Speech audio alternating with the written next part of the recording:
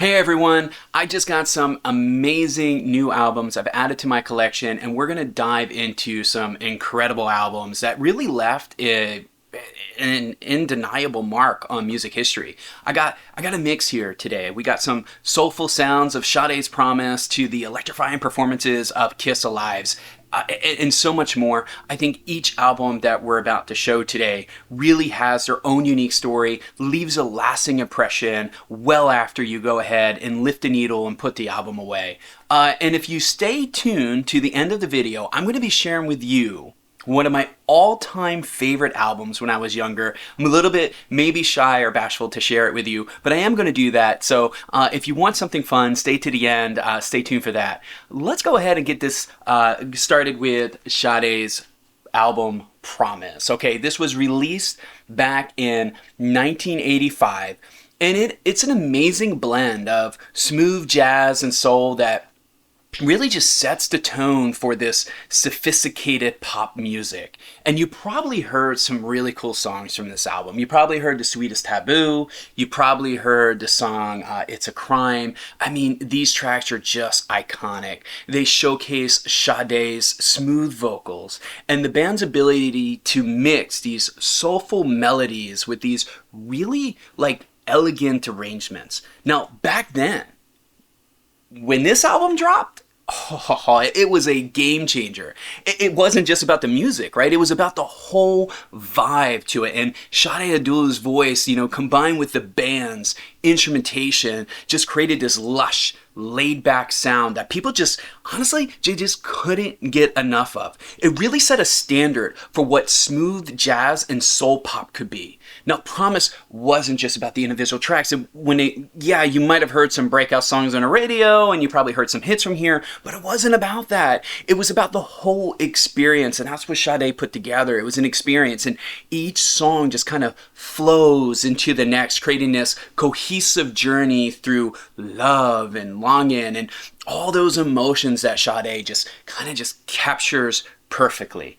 This pressing the details on this bad boy in and of itself, this is a 1985 minty copy. This is a Carlton pressing. It has a little bit of ringware here in the back, so maybe VG plus, arguably VG plus on the cover. It is on Portrait labels. The record itself looks like it was never played.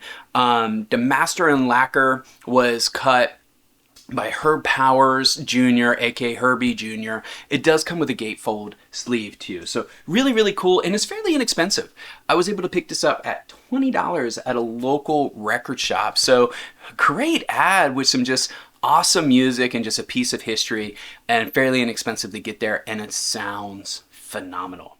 All right, Leonard Cohen's Various Positions. Now, this was released in 1984, and is it a deep dive into themes of love, spirituality, and societal reflections. And it is really known for its heartfelt lyrics with this raw emotion that Cohen brings to each song. And I'm absolutely sure you've heard the song Hallelujah, right? Am I right?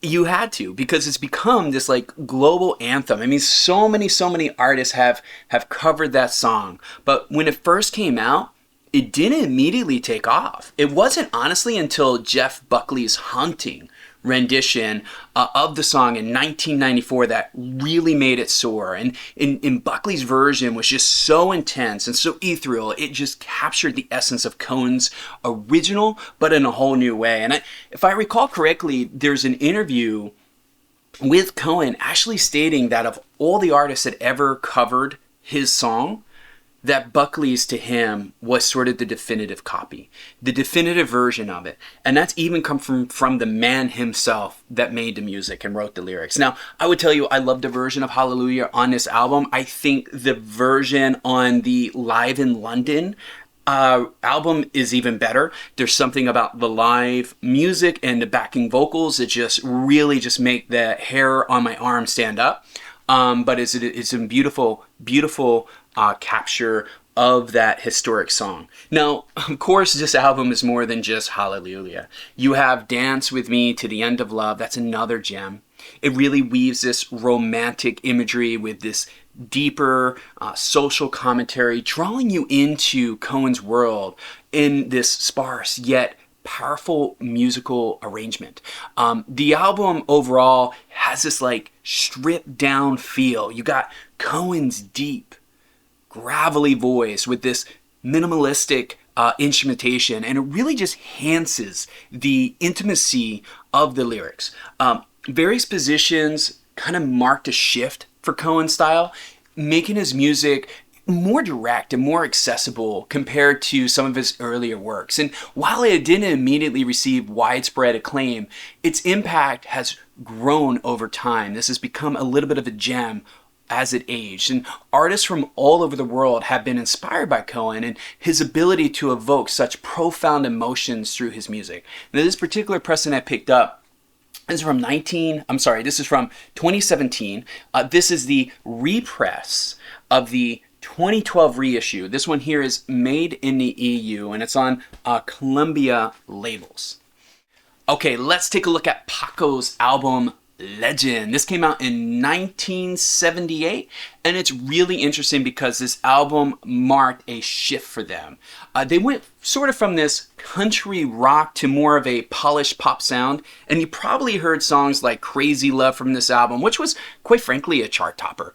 In this album, it just showcases their harmonious vocals and a knack for writing catchy melodies. Back in 78, Legend was a big deal for Poco fans. It really, honest to God, it was. And it wasn't just a change in style. It was really a step forward in their sound. And the band really honed their songwriting here. I mean, this is just amazing songwriting. And they blended this laid-back California vibe with this new pop sensibility.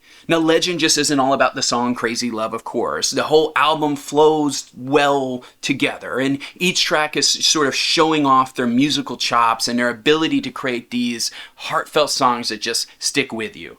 This particular pressing, I'm really happy with it. The record itself, it's clean and pristine. The outer cover has a little bit of shelf wear and just some general aging, but otherwise sharp corners. Everything looks pretty good. It's a 1981. So this is 43 years old, folks. It's a reissue. This is on the MCA label.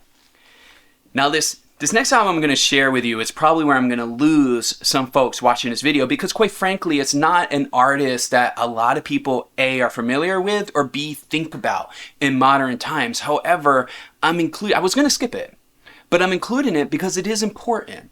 And when we're talking about music that has importance, I think this is one, especially the artist himself. So I'm going to throw it in there, and I'm hoping you stick with me because I do have some amazing rock albums coming up, some really cool and unique gems coming up here. So stick with me. If this is not your take, bear with me for the next minute or two, and just hang in there. I promise you, we're going to get to some things that hopefully you like. And the album that I'm referring to is Luciano Pavarotti's album, Yes, Giorgio.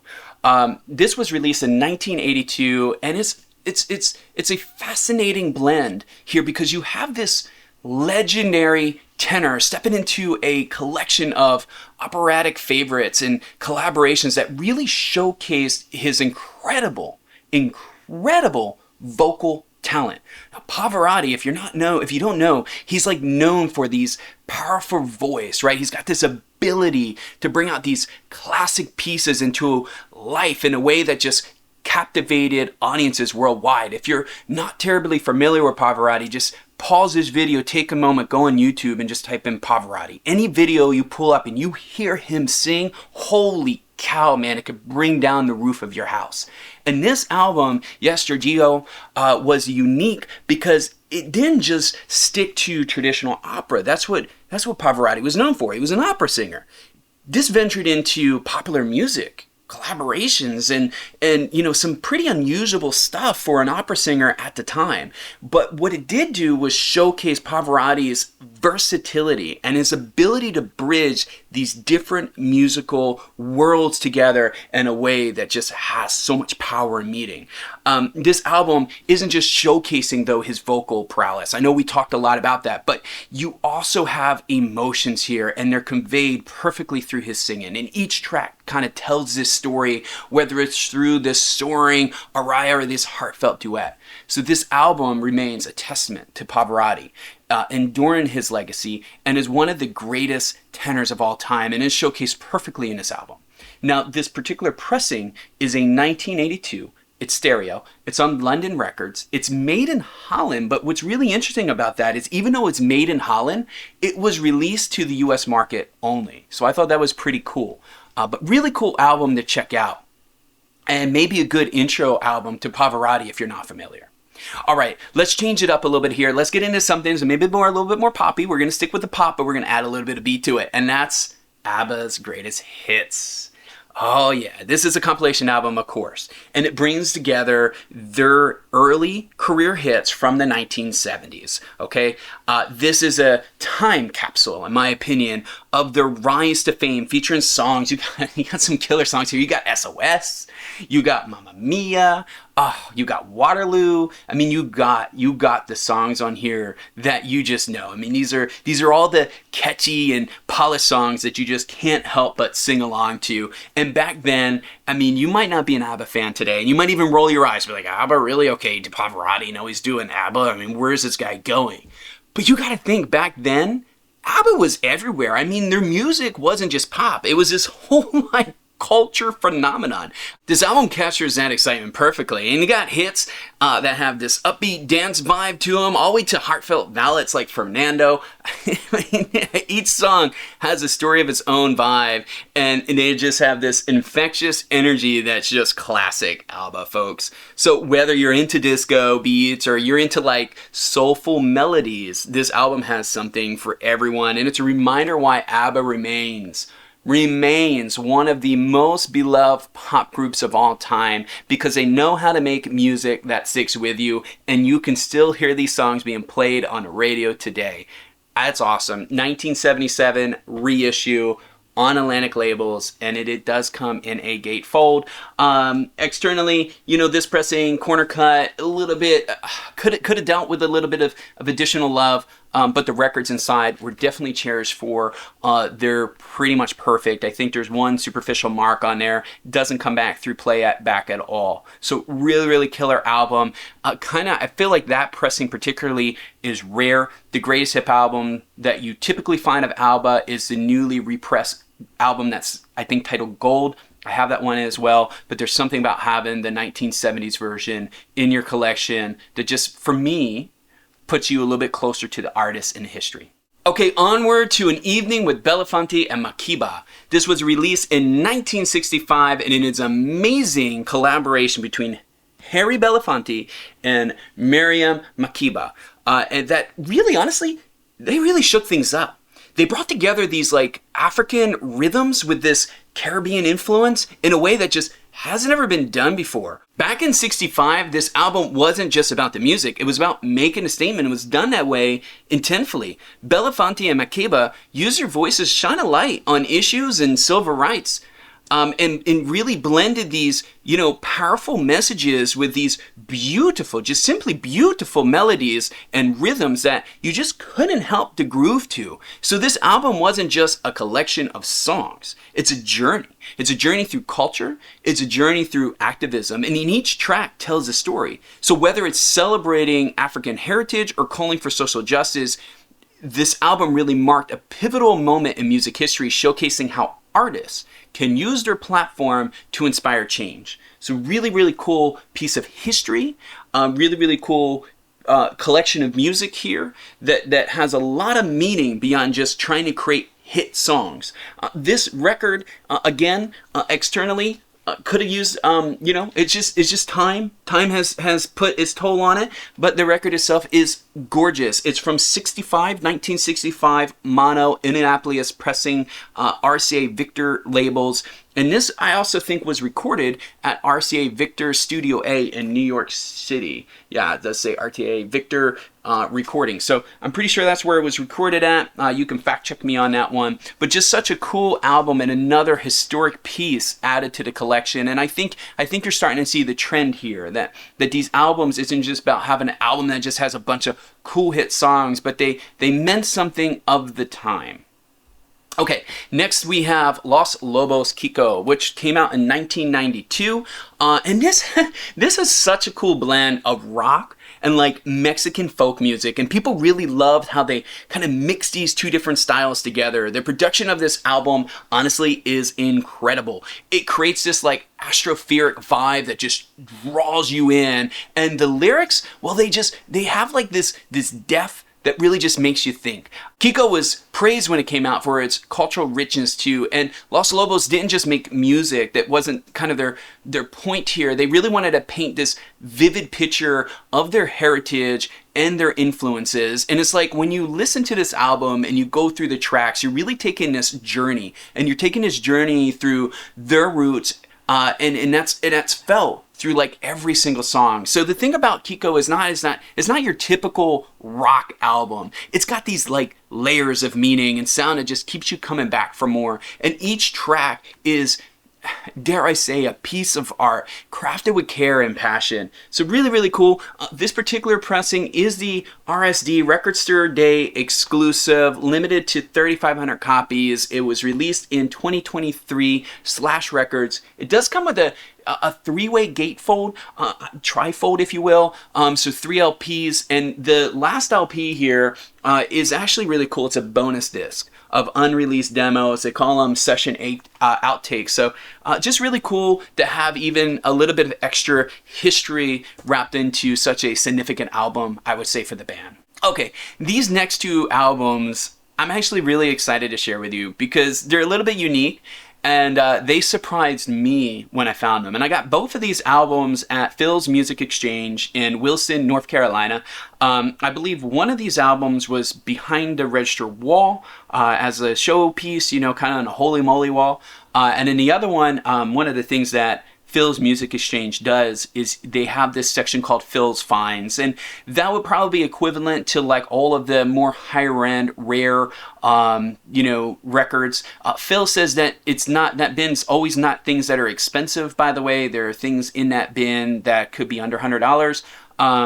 It's sometimes things that he just doesn't see come into the store often. So it could be a $30, $40 record, but it might have been, I don't know, 5, 6, 7 years since he's seen a copy come in. So that's what the Phil's Finds is for, is just kind of share some of the more rare records for the record store, not necessarily just rare pressings in general. So hopefully that makes sense. But I feel like both of these are not only just cool records that are very historic, but they also are rare to find, especially in the condition.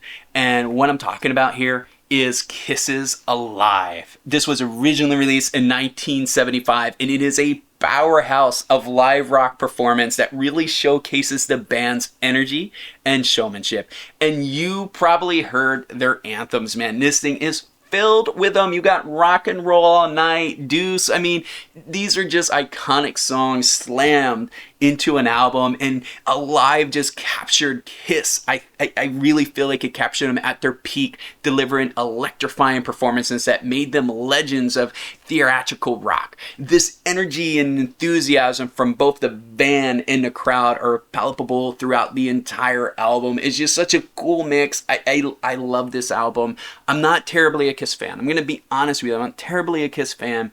But man, when you put on this album, you just transcend. You just move to a completely different place. So why am I super excited? You can probably see my energy is uplifted because this album is cool. It's so cool. This is the first Japanese release from 1975. It's on the Casablanca label. It comes in this thick gatefold, and it originally had an obi strip here. Unfortunately, the obi strip is lost, but it did, when it was released, come with a 4-page insert with liner notes, along with these English-Japanese lyric transcriptions. It also had an 8-page colored booklet with live picks and signatures. And it just, what's cool about it is this, right? Let me share with you. So inside of this record, not only is the disc perfect, they look like they never were played. It's actually got all the inserts. Now I put them in this little protective sleeve, but you can see it has all the inserts. It's got the booklet, it's got the black and white with the lyrics on it. I mean, and these inserts are just impeccable. They're minty. I would pull them out, but it was a pain in the butt to put them in here. So bear with me if I really don't pull these out to share with you. I'm sorry. If you want a better breakdown of this record, leave them in the comments. Maybe I'll do a specific video on it. But I just thought that was so cool to find not only this pressing in immaculate condition, but also to find a copy that had all the original inserts in pristine condition, in minty condition, right? I mean, it doesn't even look like these records are played. So to me, that was super cool find to have, and I was so stoked. I've been looking for this album, a good solid pressing of this album for a while. As if you follow this channel quite often, I've mentioned before, I'm on this mission to collect all 500 of Rolling Stone's top 500 albums, at least the ones that have been pressed on vinyl. I think there's maybe a half a dozen albums in totality that were never released on vinyl, so until they get, pressed on vinyl, I won't ever be able to add them. But man, this is one, and I've been looking for the one, and I felt like I really found it. The reviews on this from a sonic standpoint on Discogs is nothing short of stellar. So just really cool for me. And if you're wondering, that concert, by the way, was recorded live during their Dress to Kill tour. And I believe it was mixed later at the Electric Lady Studios in New York City, New York. And it was like around, I don't know, maybe August or so of 1975. So fact check me on that. I'm just going off of what I remember when I was reading up on the album, but I believe that's accurate. So I have another album. And this album I was going to skip over. In fact, I did skip over. I saw it in a list, and I kept going, and I didn't think anything of it. And then I'm getting ready to check out, and I'm talking to Phil, and he's like, man, that's such a cool album. The Alive album, of course. He's like, that's such a cool album. I mean, Japanese pressing, it's so rare to get something like that in. It looks brand new, so forth and so on. He goes, did you see, we have Alive 2 there as well? And I'm like, yeah, I saw it. And he's like, yeah, he goes, that one's pretty special too, and I'm going to get to that in a minute. But let's talk about the album first. Alive 2, Kiss. This was released in 2 years later in 1977, and this is another powerhouse of live rock performances that just continues to showcase the band's energy and showmanship. And you probably rocked out to some of their anthems before, right? So more anthems on here. You got Any Way You Want It. You got, Love Gun, Detroit Rock City. I mean, you just got some real classic Kiss here. And quite frankly, if you're a Kiss fan, I think you need Alive 1 and 2. I think you gotta have those in your collection. This album really captures, that Kiss inner element again, delivering those electrifying performances that they're known for, that really solidified their reputations of just masters of rock. The album, exudes the same raw energy and enthusiasm as the first Alive album, and each track just kind of bringing this whole concert experience to life. And when you put this album on, man, I'm telling you, you are just immediately, you just feel the spectacle and the element and the excitement of a Kiss show. And from the explosive stage presence to their larger-than-life performances, Alive 2 is just a testament to everything that makes Kiss an enduring rock force in music. I'm just awesome. So what makes this record so special? Why did I skip it? And then I said, okay, Phil, you're right. I got to grab it. I got to add it to the collection. It's because it's another Japanese OG. This one released in 1977. Casablanca labels, printed inner sleeves with ads for other Kiss albums, with concert shots as well. It did come with a limited edition Obi strip. Unfortunately, missing from this particular copy, if you will, that Obi strip though was more of a promo. It added what was inside, and it promoted 3 extras. You had the Evolution of Kiss booklet, there was a sheet with tattoos, and then there was an option to get a rolled up poster, and that was a point of purchase gift only. That poster was never included with the album itself. And listen, it came with the inserts. Again, minty inserts, look like they were never even touched. Even has the tattoos unused, never even messed with or touched with. And when I saw that it had all the ads, and it was another Japanese pressing, it came from the same collector that traded in the other. And this was also another just, perfect shaped record that was just loved and cared for unconditionally, perfectly clean vinyl. I just couldn't pass it up. How can you separate the pair? It's like adopting one pet animal and not the brother or the sister. You can't separate them. You needed to add them both. So I wasn't hunting for Alive 2. I was really on a hunt for Alive, just the first version, simply to kind of fill out the Rolling Stones top 500 albums of all time. And then when I saw this, I got super excited. And then with, no love lost there, man. As soon as you put it on, you start hearing all of the music, and you start getting down, again, just the raw energy of the band and hearing just those rock anthems. You just, money well spent. And it's just, to me, just two really cool historic pieces added to the collection. I'm just super excited about it.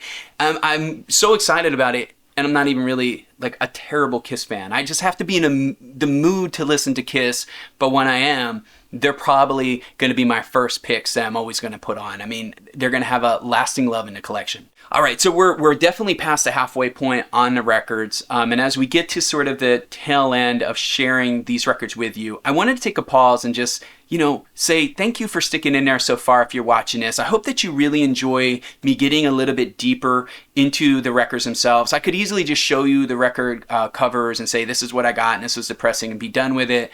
But I think there's value sometimes to sharing a little bit about the music itself and some of the history and why I've made the choices I did. And if you agree with that, if you think that's valuable and you made it this far, hit the like button so I know, because I'm really trying to tune these videos into a way that you're going to enjoy them. So if you like me getting a little bit more deeper into the music itself, let me know by hitting that like or leaving a comment. All right, onwards. Now on to Roxy Music's album Siren. This was released in 1975, and it's a fascinating blend of art rock and glam that really just defines, in my opinion, their sound. It's led by Brian Ferry's charismatic vocals, and you got Brian Eno's just innovative production here. And this album just really influenced a whole generation of musicians with its eclectic style. The album really captures Roxy Music at what I would call their creative peak, blending these lush arrangements with an avant-garde sensibility. Tracks like, what do we got here? We got Love is the Drug, and what's the other one here that I want to refer to? How about the... Both Ends Burning, side 2, track 3. I think both of those really just showcase the ability to mix pop melodies with sort of this experimental sound, really creating at the end what you get as a result is a unique sonic landscape. And Roxy just does that so well. Their music is just, it's something, I don't know, it's just, every Roxy album just is awesome, but Siren to me just remains a pivotal album in the history of art rock, setting sort of Roxy music apart as pioneers of the genre. And his influence can still be heard today in the music that we listen to today. And to me, that proves that this album has an enduring impact of the world of music. And that's why it was so cool for me to be able to add this particular record to my collection. This was recorded at Air Studios in London in the summer of 75. And this is the 1975 Presswell pressing. It's got the ABBA labels, ABBA record labels on it. So just cool. To me, another historic collection to add to the collection. A historic record to add to the collection. All right. Okay, let's get into Daryl Hall and John Oates. And this is the Rock and Soul Part 1 album released in 1983. And it is a compilation album from their hits from the 70s that really captures the smooth harmonies and these infectious pop hooks, defining an era of music, if you will. Now, Rock and Soul Part 1 brings together their chart-topping singles. You got Rich Girl, which, if I might say, when I was younger, I don't know if you had this, but when I was younger and I heard that song on the radio, I didn't think they were saying Rich Girl. I'm not going to tell you what I thought they said. I'm going to let your imagination figure that out. But it wasn't until later, maybe my ears got better, I don't know, maybe I just listened to the music closer.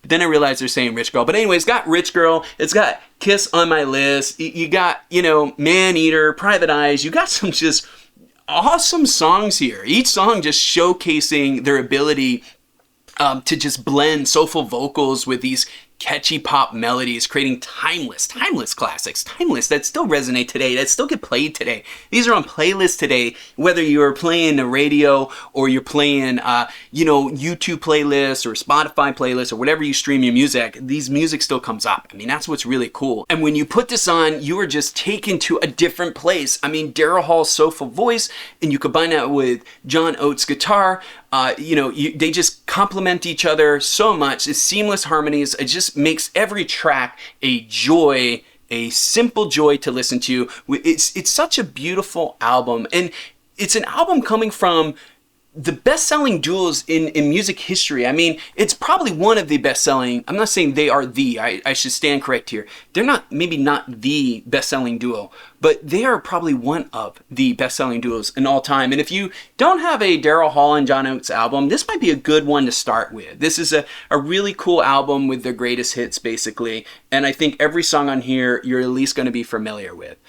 This particular pressing is from 1983. Original release year pressing, and is the Indianapolis pressing. It's from RCA. It's got the RCA labels on it. And I wanted to share something with you. If you're digging through crates on this, I wanted to share with you one of the ways you could tell if you have an original copy. If you're wondering if this is the original or reissue, because they did both in 1983.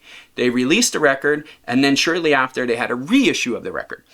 The original ones just end with this plus 2 new songs. Okay, hopefully that's coming on the camera. Plus 2 new songs. But they don't say what the songs are. The later ones will actually state the songs. They'll say that it comes with Say It Ain't So, or Say It Isn't So, sorry, and then Adult Education. The other key notation is that on the reissues, there's an RE here in the bottom corner, left corner of the record.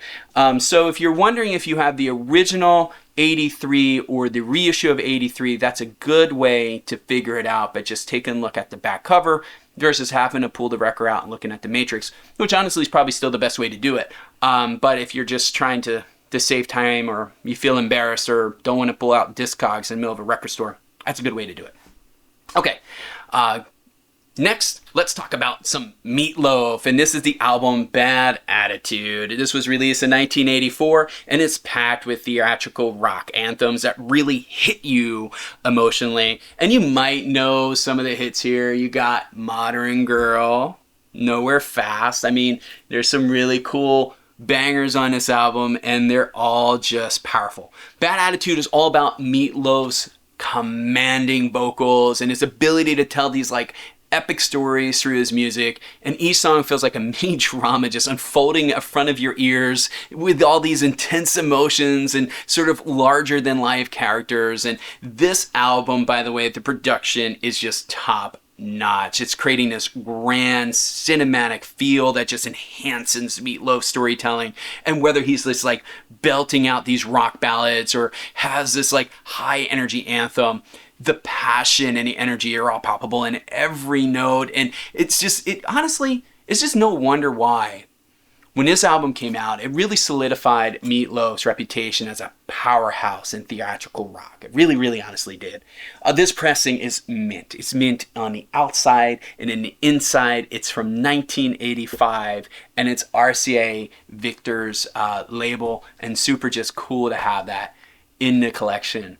Okay, let's continue with AC/DC, Dirty Deeds, Done Dirt Cheap. Originally released in 1976, and this is all about AC/DC's signature sound. You know what it is, guys. If you heard one AC/DC song, some people say you heard them all, but it's all about that gritty guitar, bounding drums. You got Bon Scott's gritty vocals, and on this album, the title track itself has just become iconic.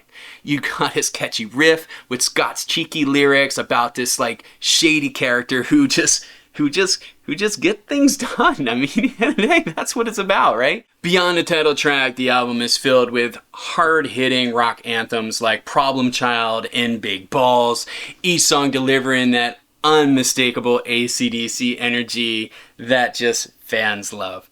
Now, this album sort of solidified AC/DC's place in the rock pantheon. I mean, it's a testament. This album is a testament to their ability to create music that's both rebellious but incredibly catchy. and it's all being captured in the essence of these live performances in the studio. It's a really, really cool album. This particular record or pressing is the 1981 reissue Specialty Records pressing, and it's got the Atlantic logos. And finally, let's wrap up with an album that I used to play when I was younger, and it was one that I had on compact disc. And I would just keep playing it over and over throughout the day. And I'm not really even sure why. It was like, when I think about it when I was younger, I would get into these artists like super deep. And I would just absorb myself into their music, into their albums. And I would almost listen to them exclusively, like all day. It could be something I would do for a day or two or a weekend or for a week or a month or even years in certain cases. But there was these like select artists, if you will, or bands that I just absorbed myself in and just listened to them all the time. And I guess with this particular album, because it's a compilation of their greatest work, it was easy to keep inside the CD changer rather than to swap out different albums and stuff at the time. So what is it? What am I a little bit, I was a little bit saying I was a little bit shy to share because I got a lot of music behind me. And when you think about, what inspired me or what I was into as younger, sometimes there's some embarrassing moments there. This isn't terribly bad, but it is what it is. I'll probably get some audio files knocking me here. But it's Billy Joel. It's none other than Billy Joel. And this is the Greatest Hits album, Volume 1 and 2. And it's a compilation that spans, quite frankly, through Billy's incredible career. It's got timeless hits, absolute timeless hits. Piano Man and Uptown Girl is showcasing Billy's just, unmatched songwriting brilliance and his mastery of piano-driven melodies. And this is a double album. It's quite frankly just a journey through Billy's musical evolution, from heartfelt ballads to catchy pop anthems. Each track is a testament to his ability to capture the essence of life and love through his lyrics and music. And I think whether you're in a mood for just nostalgic classics like Just the Way You Are, or upbeat favorites like Tell Her About It, this has something for everyone. It's really a celebration of Billy's enduring impact on his music and his ability to create songs that just resonate across generations. If you step into any piano bar today, Billy's music is being played, and not only is being played, the whole room is singing along. And when you look at all the various different faces that are singing along to his songs, you have folks that are in their senior years all the way down to the youth singing along to the lyrics. So Billy is definitely somebody who has transcended generations with timeless hits and timeless classics. Now, this particular pressing is 1985. It's the Carlton pressing, Columbia labels. It's mastered at Sterling Sound in New York City. It is 2 LPs. The Greatest Hits Volume 1 is on one, Volume 2 is on the second album, and it does come with a nice gatefold. Well, that's a wrap for now. I really hope you enjoyed reminiscing about these classics, or maybe you discovered some new favorites. If that's you, go ahead and hit that like button. Leave me a comment below. I really love, interacting with y'all, knowing where you're from. I want to know if I covered your favorite band or album, so share that with me. And I love to start dialogue with you. I'd love to hear from you, say hello. In the meantime, I'm going to go ahead and refresh my cup of joe, find something to spin, and I hope you do the same. I'll see you next time.